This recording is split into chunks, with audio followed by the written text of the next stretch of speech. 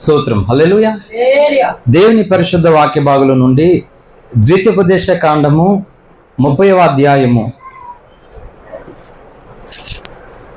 19వ వచనాన్ని చదువుకుని కొద్ది నిమిషాలు దేవుని యొక్క వాక్యాన్ని మనం ధ్యానం చేసుకుందాం.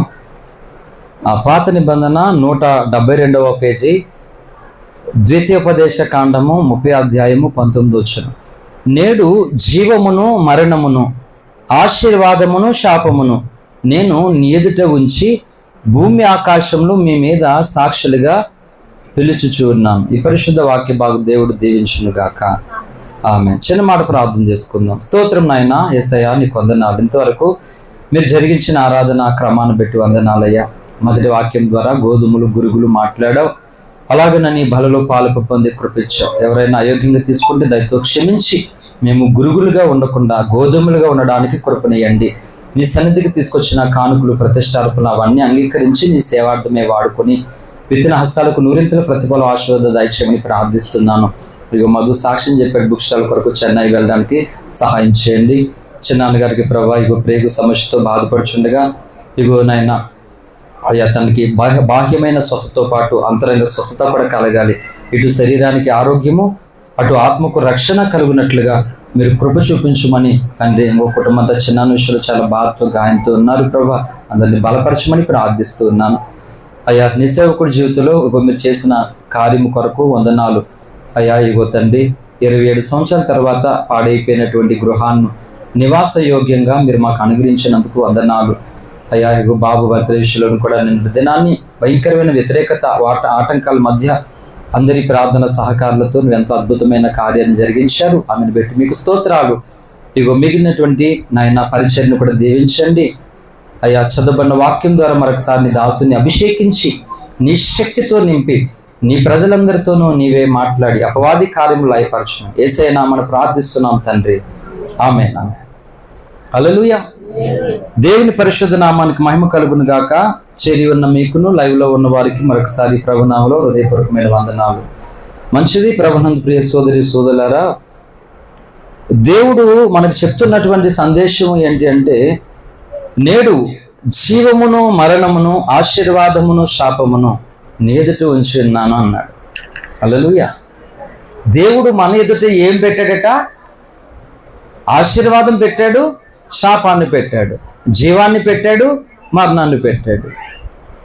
ఎందుకు పెట్టాడు అంటే ఎలా చూడాలి? అలాగా ఎందుకు దేవుడు పెట్టాడు అంటే, ఈ పెట్టబడినటువంటిది ఏది దేనికి, ఏది ఎందుకో, దేనిని మనం అత్తుకుంటే, దేనిని మనం కలిగి ఉంటే దాని ఫలితం ఎలా ఉంటుందో అది తెలుసుకునేవారుగా ఉండాలని పెట్టాడు.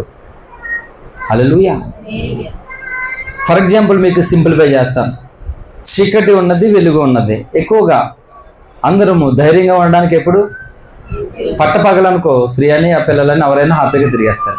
చీకట్లో పిల్లోడు వెళ్ళడన్నా కుక్కలని, పాములని, మనుషులని రకరకాల భయాలు కలుగుతాయి. అవునా కదా?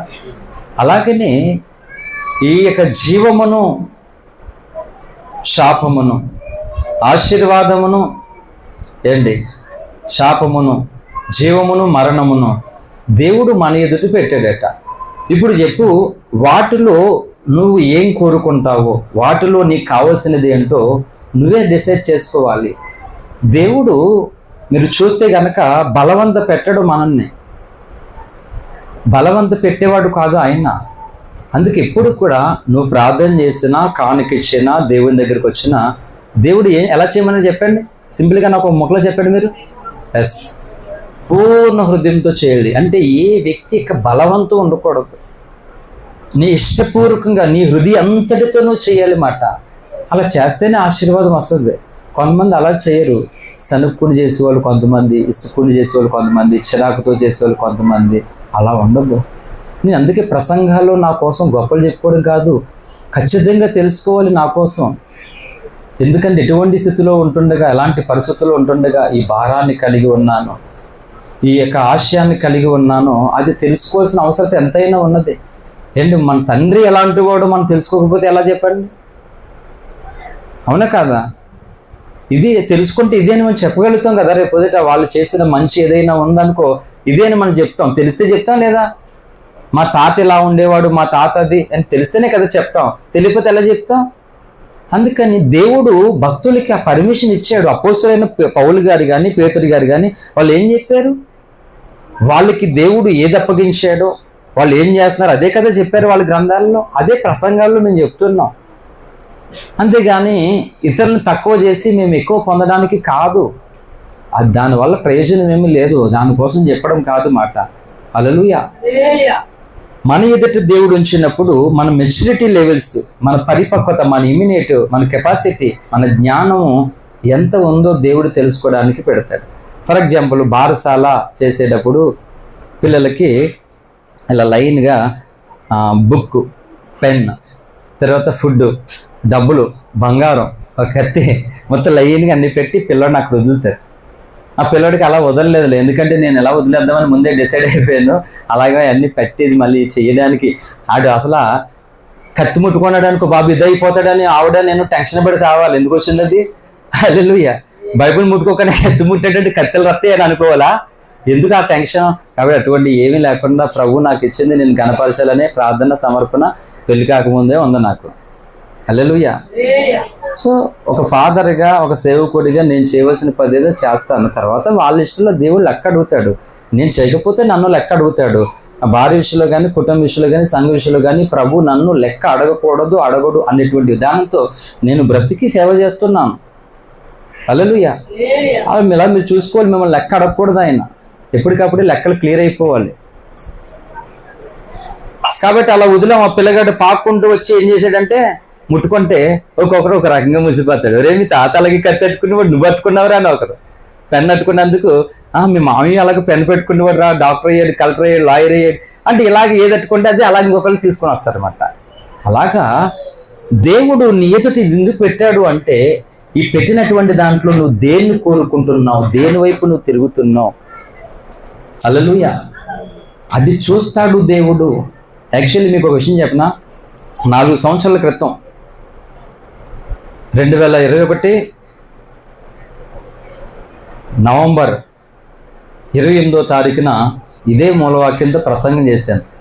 హైదరాబాద్లో పెళ్లి చేసుకుని మళ్ళీ ఇక్కడికి వచ్చి పెళ్లి కొడుకునయ్యి ఆదివారం పెళ్లి కొడుకున్న తర్వాత ప్రసంగం చేసి సోమవారం పెళ్లి చేసుకోవడానికి వెళ్ళాను. మళ్ళా అప్పుడు ఈ ప్రసంగం చేశాను మీ ముందు 4 సంవత్సరాల క్రితం ఇదే మూలవాక్యంతో. కాబట్టి 4 సంవత్సరాల ప్రసంగానికి మీరు వెళ్ళండి. పెళ్లి కొడుకు అయిన తర్వాత చేసిన ప్రసంగం అది. పెళ్లి చేసుకుని పెళ్లి కొడుకుని అయిన తర్వాత చేసి పెళ్లికి వెళ్తున్న ప్రసంగం మాట. ఇదే మూలవాక్యం. కానీ ఎక్కడ నా మూలవాక్యంలో సేమ్ మెసేజ్ ఎక్కడ మీకు దొరకదు. ఎందుకంటే ఇది రాసుకున్నది నేనంటే సేమ్ ఉంటుంది, రాసుకున్నది ఆయన అన్నప్పుడు సేమ్ ఎలా ఉంటుంది? హల్లెలూయా. కాబట్టి ఒక మూలవాక్యంలో 100 ప్రసంగాలు చేయడానికి అంత సామర్థ్యం ఉంటుంది అక్కడ. కాబట్టి ఈరోజు క్రైస్తవులైనటువంటి మనం ఈ లోకంలో ఉన్నాం కదా, చాలా మనకు కనబడుతున్నాయి, చాలా మంది మనుషులు కనబడుతున్నారు. ఈ కనబడేటువంటి మనుషులు, కనబడేటువంటి వస్తువులు, స్నేహాలు, ప్రేమలు, దోమలు మొత్తం అన్నీ కూడా వీటిలో నువ్వు ఏది వెంబడించాలో, ఏది కోరుకోవాలో, ఏది కలిగి ఉండాలో దేవుడు నీకు అప్పగించేసాడు. అది ఆయన బలవంతం పెట్టడం. ఆదాముకు అవ్వకి ఏం చెప్పాడు? ఈ కూర మొక్కల్లో ఈ చెట్ల ఫలములన్నీ నీవు తినవచ్చు, కానీ ఈ జీవవృక్ష ఫలములు మాత్రము నీవు ఆ పండు మాత్రం తినకూడదని ఒక ఆజ్ఞ పెట్టాడు దేవుడు. అది చెప్పకపోతే బాగుండు దేవుడు. అసలు ఈ విషయంలో పాపం రాకుండా ఆ చెట్టు ఎట్టకపోతే బాగుండు కదా. దేవుడు చెట్టు ఎట్టి తప్పు చేశాడు. అవ తినేసిందని మనం అవ మీద పడి ఎడుతున్నాం. దేవుడు ఎందుకు ఎట్టాడు అక్కడ? అది ఎందుకు ఎట్టాడో, ఎందుకు జరిగిందో దేవుని విశ్వ ప్రణాళిక అనేటువంటి ఓఫిరిగా రాసిన పుస్తకం చదివితే పాస్టర్లకు తెలుస్తుంది. వాళ్ళకి తెలియదు. తిక్కబోధలు నేర్చుకుని సంఘానికి తెక్కెక్కిచ్చారు. ఈ తెక్కెక్కిపోయి శుభ్రంగా ఎటువైపు వెళ్తున్నారో తెలియకుండా అయిపోతున్నాయి సంఘ పరిస్థితుల్లో. ఇదే త్రోవ దీనిలో నడువుడు అని చెప్పింది బైబిల్. ఇదే అంట త్రోవ అంటే ఇంకోటి లేదు. ఇదే త్రోవ. పౌలు అన్నాడు కొరింథీ 11:1, ఫాలో మీ, నన్ను వెంబడించండి, నేను క్రీస్తుని పోలు నడుచుకుంటున్న ప్రకారం మీరు నన్ను పోలు నడవండి అని పౌలు భక్తుడు చెప్పాడు. ఇప్పుడు పౌలను పక్కన పెట్టేసి ఎవరు నచ్చినట్లుగా నడిచేస్తున్నారు. మా తాత గోసెట్టుకుని వెళ్ళిపోతాను ఒకడు, కుక్కదా కట్టుకుని ఎవడో ఇదేసాడంట, అలాగే తాత గోసెట్టుకుని వెళ్ళిపోతున్నాడు ఒకడు. ఇది పరిస్థితి ఈరోజు. అలా కాదు. జీవమును మరణమును, ఆశీర్వాదాన్ని శాపాన్ని నీ ముందే దేవుడు పెట్టాడు. ఈ పెట్టినప్పుడు నువ్వు ఏం కోరుకుంటావో దాన్ని బట్టి దేవుడు నిన్ను కోరుకోవాలా వదిలేవాలా డిసైడ్ అవుతాడు. హల్లెలూయా. కాబట్టి ఒకటి గుర్తుపెట్టుకోండి, ఎక్కువసేపు చెప్పను ఎందుకంటే సమయం కూడా అయింది, బయటికి మళ్ళా ఆ మిగిలిన ఆరాధనకు బయలుదేరుతాను.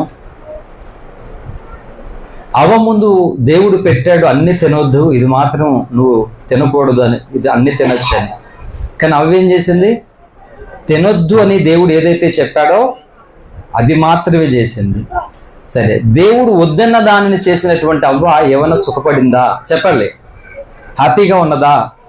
అంటే ఈరోజు కూడా సండే స్కూల్ పిల్లలతో సహితము అవ్వ చేసిన తప్పుకి అనేటువంటి మాట వచ్చిందంటే అవ్వ అవివేకమైనటువంటి పని చేసింది. మరి ఈరోజు నువ్వు కానీ నేను కానీ అన్ని వివేకమైన పనులే చేస్తున్నామా? అంటే ఈరోజు మీకు ఒక అర్థం చెప్పిన, ఇక్కడ మనం బ్రతికేస్తున్న బ్రతుకుల్లో మనం చేస్తున్న పనులు బట్టి కలుగుతున్న నష్టము ఇక్కడ మనం గుర్తించకపోతే నిశ్చత్వములో యుగయుగాలు సిగ్గుపడవలసిన పరిస్థితి ఉంటుంది. ఇక్కడ గుర్తించాలి మనం. ఏదో సమాజంతో పాటు అందరితో పాటు వెళ్ళిపోవడానికి వీలు లేదు. ఒక మాట చెప్తున్నాను, ఒక వ్యక్తికి శాపం ఎందుకు వస్తుంది? ఎందుకు వచ్చింది శాపం? దేవుడు అక్కడ ఆశీర్వాదం పెట్టాడు. ఆశీర్వాదం పెట్టినప్పుడు శాపమే ఒకరికి వచ్చింది. ఎందుకు వచ్చింది?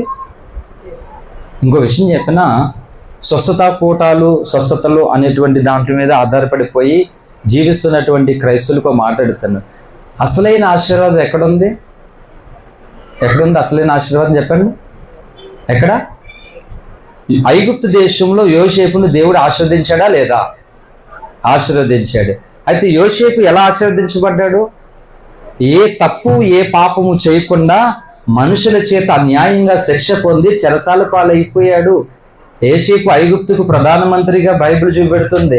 కానీ యోసేపు పొతిఫర్ భార్య అని ఒక దుష్టరాలు, ఒక దుర్మార్గురాలు యోసేపును అక్రమంగా అన్యాయంగా ద్రోహిని చేసి చూపించింది సమాజానికి. అంటే నేను చెప్తున్నాను సింపుల్గా, ఆశీర్వాదం ఎక్కడ ఉంటుందో తెలుసా? నిందలలో, అవమానాలలో, కన్నీళ్ళలో, కష్టాల్లో ఉంటుంది. హల్లెలూయా. అది దాటుకుని వెళ్ళేవాడు ఆశీర్వాదాన్ని పొందుతాడు.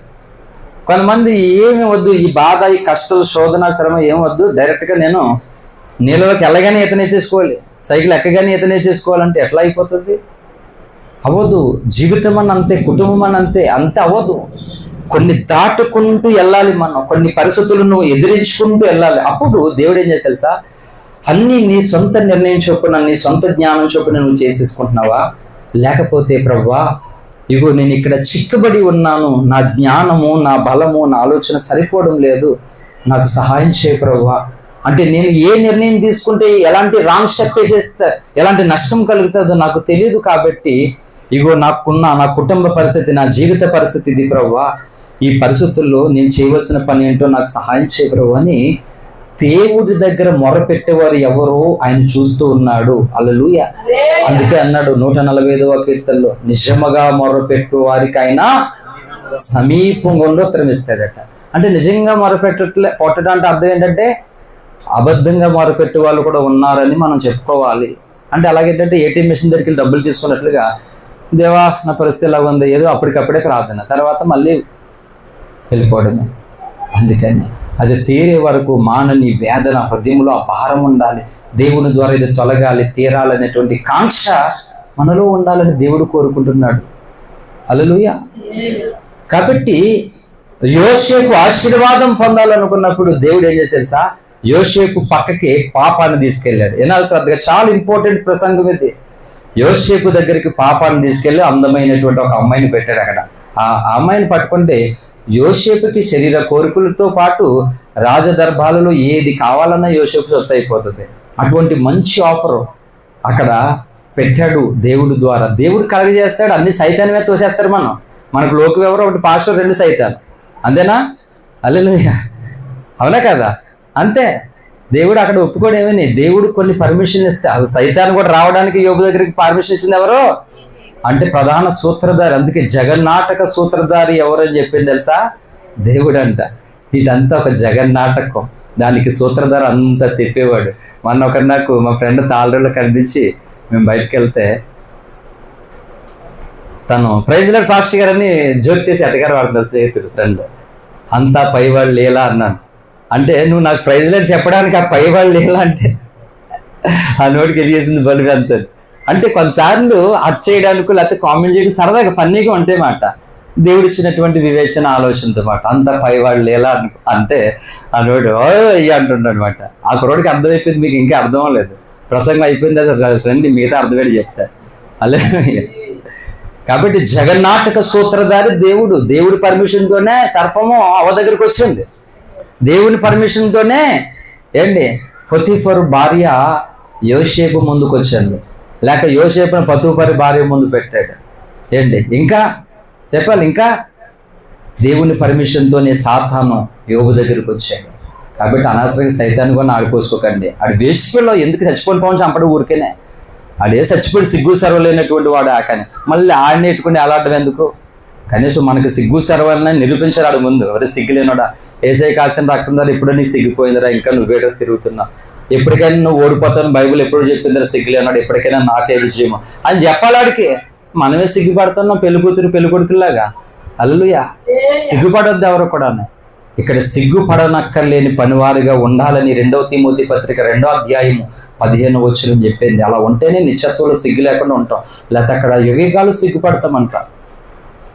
కాబట్టి యోసేపు ఆశీర్వాదం పొందాలని దేవుడు కోరుకుని ఒక అందమైన అన్ని కలిసినటువంటి ఒక పొతిఫర్ రాణిని భార్యని తీసుకెళ్ళి పెట్టాడు. ఇప్పుడు యోసేపు తన ముందు పాపము, ఆకర్షణ, అట్రాక్షన్ అన్నీ పిలుస్తున్నాయి, మొత్తం అన్నీ ఆయన సొత్తు అయిపోతాయి. కానీ యోసేపు ఏమైనా చేశాడా?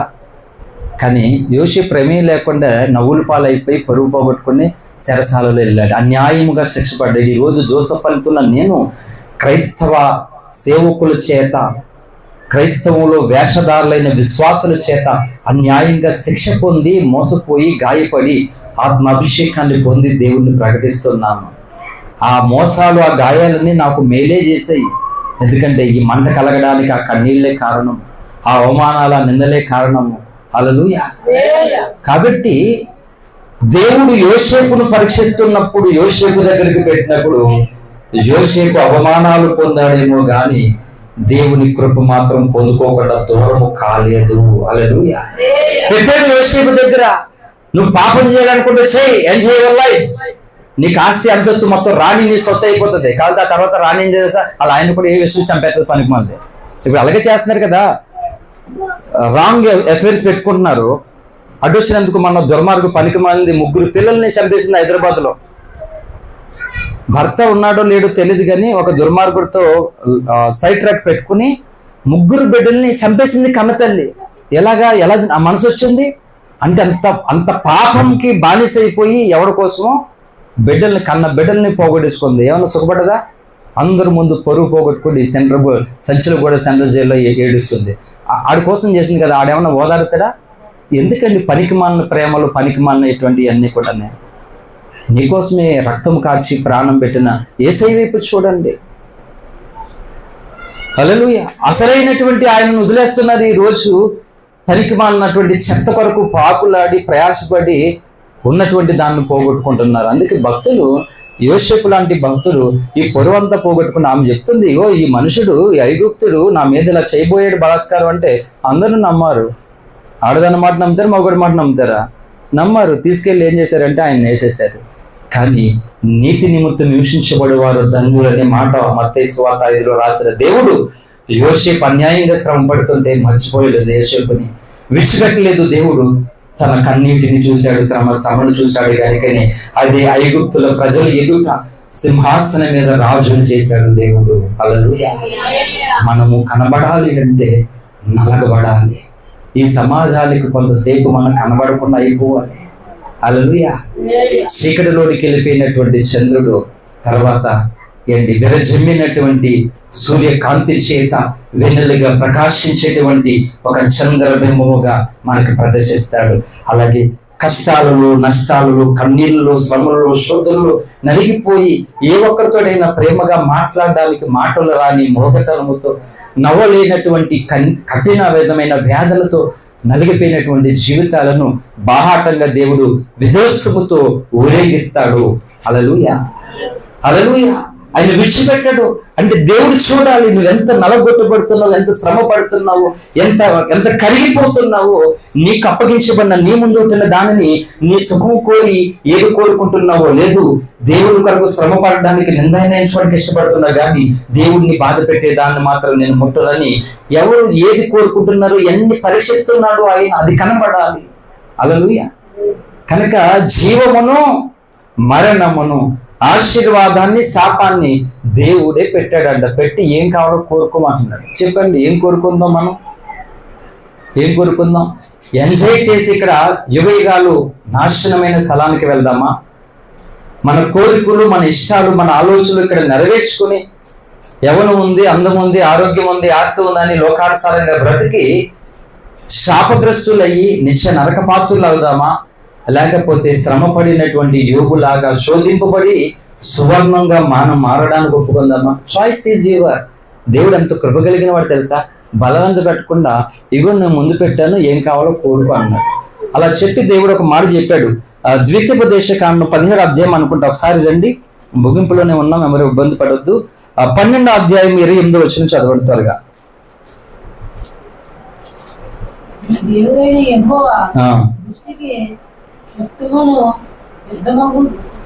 నీ దేవుడైన యెహోవా దృష్టికి యుక్తమును యథార్థమునగు దానిని నీవు చేసినందున నీకును నీ తర్వాత నీ సంతతి వారికి నిత్యము మేలు కలుగునట్లు నేను నీకు ఆజ్ఞాపించుచున్న ఈ మాటలన్నిటినీ నువ్వు జాగ్రత్తగా వినవలను. మనము ఇలా చూడండి, మనము సరైన నిర్ణయాలు, ఆలోచనలు మనం లేకపోతే ఎలాగా? తల్లిదండ్రులు దేవునికి విరోధంగా బ్రతికి జీవిస్తే ఆ శాపాలు బిడ్డల మీద పడతాయట. అన్యం పుణ్యం ఎరిగినటువంటి పిల్లలు శాపగ్రస్తులయ్యి వాళ్ళు చిక్కుల్లో పడేటువంటి ప్రమాదం వస్తుంది. అందుకని మనము యథార్థత, దేవునికి ఏది యుక్తమో ఏది తగినదో దాన్ని చేస్తూ ఆ ప్రకారంగా జీవిస్తే దేవుని ఆలోచనలో మనం పడతాం. మా నాన్నగారు అనేవాడు, ఊర్లో ఎన్నో ఇడిపోయిన ఫ్యామిలీని కలిపారు మా నాన్నగారు. ఇక్కడ సొంత డబ్బులు తీసుకెళ్ళి మా అమ్మకి ఆలీలో వచ్చి, అమ్మ ఇగో మీ ఆయన మొత్తం ఆస్తంతా ఆరిపెత్తాడు, ఇంకా ఆలిగిలికే పెట్టేస్తున్నాడు అయ్యి అని చెప్పేవారు మా అమ్మకి వచ్చి. మామూలుగా మా అమ్మ వచ్చిన తర్వాత మా నాన్నని అడిగేది, నీకు ఇంతమంది పిల్లలు ఉన్నారు కదా, పట్టించుకోవాలి, నా పిల్లలకి ఏ లోటు లేకుండా అన్నీ నేను చూసుకుంటున్నాను కదా, కాబట్టి నా పిల్లల్ని భగవంతుడు చూసుకుంటాడు, ఎప్పుడు నేను ఎవరికి అన్యాయం చేయలేదు, తెలుసు మా నాన్న కోసం. నాకు బోల్డ్ మంది ఇప్పటికీ చెప్తారు ఈ ఊర్లో మా నాన్న కోసం, దండుపురోలు సత్యరాజు అంటే చాలు బోల్డ్ మంది చెప్తారు ఇప్పటికీ. ఆయన అనేవాడు, నా పిల్లల్ని భగవంతుడు చూస్తాడు, భగవంతుడు. ఆ మాట నా బుర్రలో ఫిక్స్ అయిపోయింది. మా అమ్మకి నాన్నకి గొడవలు ఏమీ లేవు, ఎప్పుడు కూడా ఏ విషయంలో కూడా గొడవలే. ఇలాగే ఎవరో వచ్చి, ఇగో మీ ఆయన మొత్తం ఇలాగా వాళ్ళకి అప్పులు ఇప్పిస్తున్నాడు, వీళ్ళకి మధ్యలో ఉన్నాడు, ఇలా చెప్పేవారు వచ్చి. మా అమ్మ అడిగేది ఆ విషయంలో. దీని కొరకే వాళ్ళకి చిన్న చిన్న తుఫాన్లు అంతే, గొడవలు అట్లా ఏమీ లేవు. అమ్మ కోపం ఇచ్చుకుని అమ్మ వాళ్ళ ఇంటికి వెళ్ళిపో అట్లాంటివి ఏమీ లేవు. ఇప్పుడు కోపాలు ఇచ్చుకుని వెళ్ళిపోతారు, మాట్లాడితే వదిలేసుకుని వెళ్ళిపోతున్నారు. అని పరిష్కరించుకోవడానికి అవకాశం ఉండి కూడా పరిష్కరించుకోలేకపోతున్నారు. అంటే అందరినీ స్త్రీలే తప్పులు పట్టట్లేదు నేను, పురుషులది తప్పు ఉంది, ఇద్దరిది తప్పు ఉంటుంది ఒక సంగతి జరిగిందంటే. హల్లెలూయా. కాబట్టి మనం సరిగ్గా ఉండకపోతే ఇగో పిల్లల మీద పడేటువంటి ప్రభావం ఉంటుంది. నువ్వు నీతిగా యుక్తంగా బ్రతుకు, దాని ఎఫెక్ట్ ఆశీర్వాదం అంట పిల్లల మీద కూడా వస్తుందంట. కాబట్టి మనం ఇక్కడ చాలా మంది ఏంటంటే వాళ్ళు ఎంజాయ్ చేసి ఆ శాపం పిల్లల మీద పడేటట్లు చేస్తున్నారు. కాబట్టి ముగించేస్తున్నాను. జీవమును కోరుకుంటే ఈ భూమి మీద కొంత శ్రమ, శోధన, ఇబ్బంది, నలగొట్టబడతాం. ధనవంతుడు ఏ కష్టము నష్టము లేకుండా సుఖంగా బ్రతికాడని ఉంది లూకాసువార్త 16:19. అంత సుఖంతో బ్రతికినటువంటి వ్యక్తి ఇప్పుడు ఎక్కడ చేరాడని చెప్పింది బైబిల్? నరకానికి వెళ్ళాడట. లాజరు జీవితంలో చూస్తే సుఖమే లేదు, ఒక స్నేహితుడు లేడు తన కొరకు పట్టించుకొని. నాకైతే ఎంతమంది అయినా ఉన్నారు, మీకైతే ఎంతమంది అయినా ఉన్నారు, ఒక్కడూ లేడు ఆయన కొరకు. కానీ అతడు ఎక్కడున్నాడు ఇప్పుడు అంటే లాజరు భూమి మీద జీవమును కోరుకున్నాడు, ఆశీర్వాదాన్ని కోరుకున్నాడు. అందుకొరకు అది పొందుకోవడం కొరకు ఇక్కడ ఏమీ కలిగినా సరే దేవుడిని మాత్రం నేను దూరం చేసుకొని విడిచిపెట్టను అని లాజరు అనుకున్నాడు. అందుకే భక్తుడు అన్నాడు,